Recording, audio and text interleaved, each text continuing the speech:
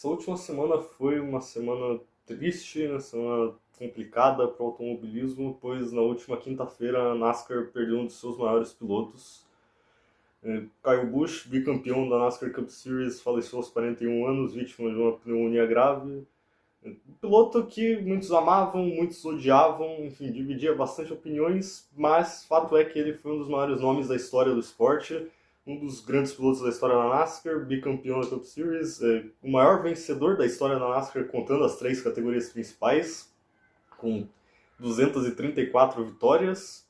Era o maior vencedor ativo da Cup Series, com 63 vitórias. E bom, a gente sabe que nunca vai existir outro Dale Earnhardt, mas se teve um piloto que chegou perto depois dele, foi o Kyle Busch. E uma triste coincidência é que os dois corriam pela Richard Childress Racing na época de suas mortes. E assim como foi na morte do Dale Earnhardt, o Richard Childress escolheu aposentar o número do Kyle Busch, que nesse caso era o número 8. Austin Hill esse fim de semana correu com o carro número 33, apesar de ser o mesmo carro que o Kyle Busch iria pilotar. E o número 8 foi reservado para o filho dele, o Braxton, para quando ele puder tiver idade para competir na NASCAR. Mas, assim como foi em Rockingham em 2001, a semana depois da morte do Intimidator, o esporte teve que seguir em frente, então, em fim de semana com um clima bem pesado, em fim de semana de muitas homenagens, nós tivemos as três principais categorias correndo em Charlotte. Esse foi um fim de semana que também foi muito afetado pela chuva. O tempo realmente não favoreceu as disputas das corridas, principalmente na sexta e no sábado, tanto que a corrida da Truck Series acabou sofrendo 3 adiamentos. Ela era para ter acontecido na sexta-noite, aí tentaram fazer no sábado de manhã, não deu, tentaram no sábado à noite também, mas a corrida acabou ficando para o domingo de manhã. Então a primeira corrida que nós tivemos nesse fim de semana foi a prova da O'Reilly Auto Parts Series, no sábado às 6 da tarde. A classificação, assim como aconteceu em todas as outras categorias que ocorreram nesse fim de semana, foi cancelada por causa da chuva. Então, mais uma vez, nós tivemos o líder do campeonato, Justin Allgaier, na pole. E essa foi uma corrida também um pouco complicada de se realizar, porque a chuva apareceu logo no primeiro segmento, causou uma bandeira vermelha que durou umas 4 horas. E mesmo depois que a prova foi retomada, ela teve várias bandeiras amarelas, alguns acidentes que tiraram vários favoritos da disputa, como o próprio Allgaier, o Sheldon Creed e o Brent Crews. Mas, apesar dos stints em bandeira verde não terem sido muitos e também não terem sido longos, tanto que mais da metade da prova acabou sendo realizada sob bandeira amarela, a gente viu umas disputas bem interessantes ali no pelotão da frente, principalmente entre o Ross Chastain e os dois carros da Richard Childress, o Austin Hill e o Jesse Love. No fim das contas, o Chastain era o líder na volta 73, quando a gente teve um acidente que envolveu inclusive o Allgaier, o Creed e o Taylor Gray. E durante a bandeira amarela causada por esse acidente, a chuva acabou voltando a cair, e aí a NASCAR decidiu apenas manter os carros na pista em bandeira amarela até o final do segundo segmento, encerrou o segmento, e como depois do final de 2 segmentos a prova pode ser considerada oficial, e não parecia que a chuva ia parar tão cedo, eles acabaram encerrando a corrida ali depois de apenas 91 voltas de 200 programadas, e a vitória ficou com o Chastain. No campeonato, apesar do dia ruim, o Allgaier mantém uma liderança bem confortável, porque o Creed, que era o vice-líder, também acabou abandonando a prova, e agora o vice-líder do campeonato é o Jesse Love, que chegou em segundo e está a 145 pontos do Allgaier. No domingo de manhã nós finalmente tivemos a realização da prova da Truck Series, também sem classificação, então novamente o líder do campeonato me largou na frente, no caso o Caden Honeycutt. Também uma prova de muitas amarelas. Um dos principais pilotos dessa prova foi o Corey Day, pilotando a Truck número 7 da Spire, que seria pilotada pelo Kyle Busch na corrida. Ele chegou a andar lá na frente, mas protagonizou uma cena assustadora até por volta da metade da corrida, um acidente em que a Truck dele decolou. Por um segundo até chegou a parecer que ele ia passar por cima do muro e parar dentro do infield, mas por sorte os flaps do capô e do teto conseguiram manter a picape no chão, ele acabou só batendo no muro. Também acabou voltando para a pista e deu muita sorte de não ser atingido de maneira forte por ninguém. Mas A disputa pela liderança, pela vitória, acabou ficando entre o Honeycutt e o Lane Riggs, que vem sendo aí os dois protagonistas da temporada da Truck Series. Os dois que estão ocupando atualmente as duas primeiras posições no campeonato.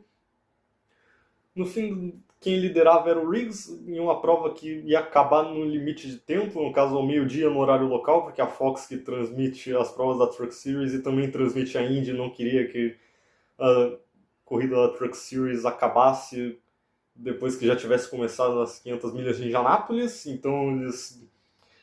Bom, na verdade não há uma explicação não houve uma explicação oficial do limite de tempo para o meio-dia no horário local por parte da NASCAR, mas provavelmente foi por isso que a prova da Truck teve esse limite. E chegando nos minutos finais de prova, a gente tinha o Riggs na liderança, o Honeycutt em segundo, e atrás deles o Connor Zilisch ganhando várias posições com pneus novos, depois de ter parado em uma amarela que a maioria dos pilotos ficaram na pista. O Zilisch já tinha chegado na quarta posição, mas aí faltando 3 minutos para o final da prova, enquanto ele disputava com o Chandler Smith pela terceira posição, o Smith acabou rodando sozinho, bateu e basicamente encerrou a prova ali. A corrida acabou também sob bandeira amarela e foi encerrada depois de 110 voltas de 134 programadas, com a segunda vitória do Lane Riggs no ano. E com isso, além de bons pontos de segmento que ele fez nessa prova, ele reduziu bastante a diferença para o Honeycutt no campeonato, que agora passa a ser de apenas 11 pontos.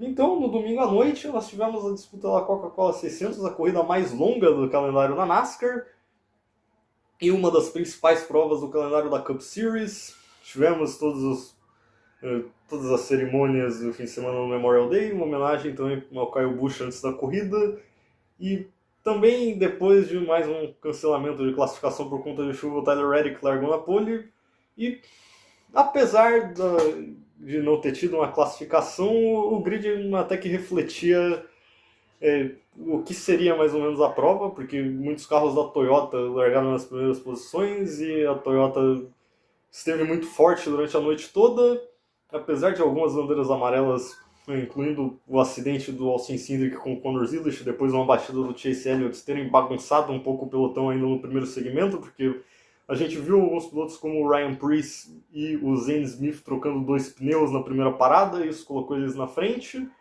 O Zane Smith, inclusive, chegou a ter um ritmo legal, liderou voltas, mas em um outro pit stop mais perto do final do primeiro segmento ele acabou sendo punido por excesso de velocidade no boxe, e quem venceu esse segmento foi o Kyle Larson.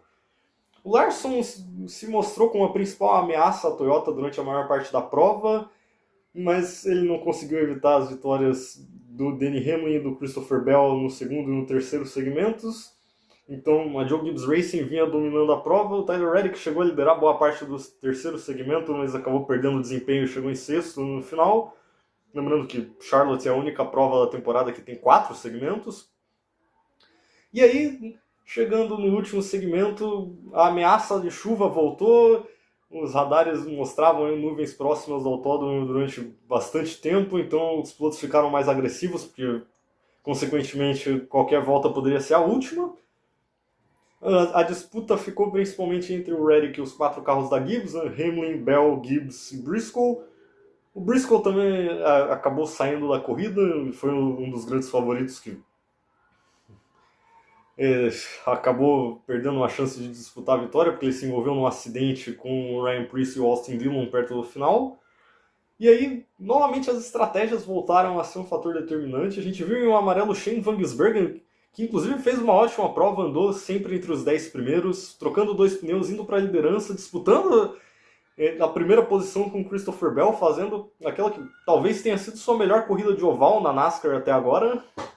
No fim ele acabou caindo, terminou só em 11º, mas uma corrida promissora, porque esse ano ele vem demonstrando muito mais velocidade nos ovais do que foi no ano passado, com mais experiência, e dessa vez ele brigou nas primeiras posições, mesmo com esse ano complicado que a Trackhouse vem tendo até agora, e isso, bom, somado ao bom desempenho dos Zilisch no All-Star Race, talvez possa significar aí uma virada de chave para a equipe.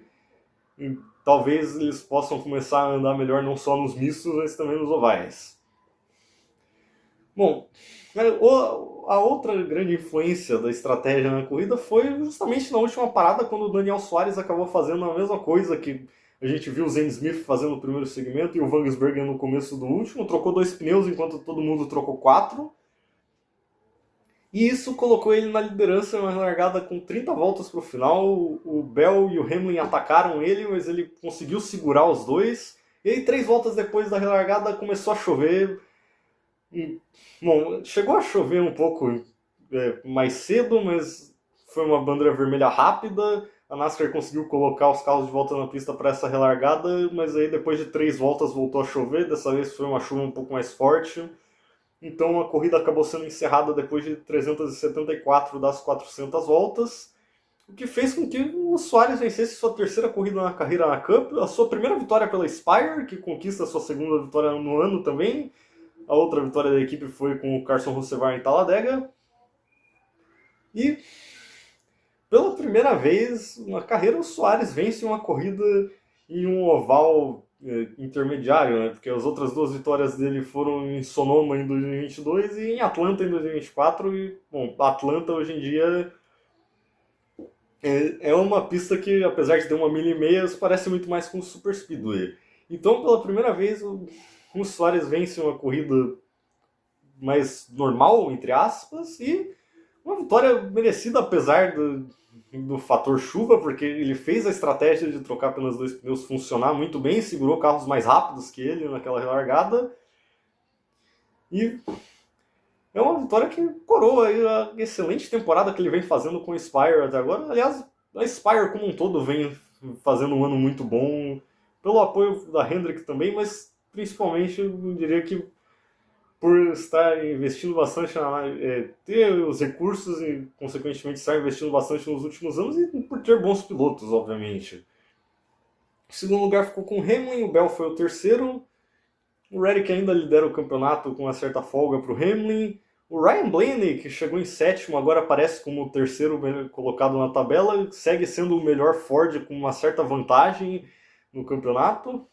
E falando em Ford, falando em Penske, o Joe Logano é outro piloto que eu gostaria de destacar aqui, porque ele chegou em oitavo e talvez esse seja um resultado para espantar essa má fase recente dele.